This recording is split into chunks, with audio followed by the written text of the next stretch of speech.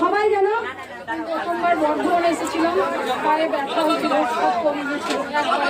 এখানে আমি 3বার এসেছি। আমার ছেলের কালকে চাকরি পরীক্ষা আছে, যারা করে দেয়।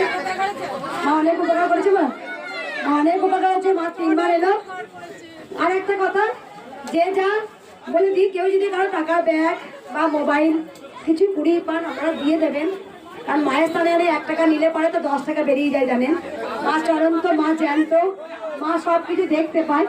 তাই ভক্তদের বারবার বলবো, কেউ 2বার ত্রিশূল নেবে না, শুধু মায়ের নাম জপ করো। তোমরা সবাই জানো মায়ের কাছে এসে অনেক উপকার পাও, তবেই তোমার আসো। তাই কেউ টাকা বা মোবাইল কুড়িয়ে পান, অবশ্যই মন্দিরে আমরা যে পেয়েছেন তাকে দিয়ে দেবেন। যার টাকার ব্যাগ দিয়েছে, কই মা তোমার? ঠিক আছে, আমি দিয়ে দিচ্ছি, আমি বাস ভাড়া দিয়ে দেবো, কানতে হবে না। আমি সকল ভক্তগণ যারা বাস ভাড়া পান না, হারিয়ে যায়, আমি দিই, আপনারা সবাই জানেন। কারণ এটা আমার মানসিকতা, আমি ভক্তদের কাছে কিছু চাই না, ভক্তরা অন্তর দিয়ে আমাকে ভালোবাসেন, এটাই আমি চাই।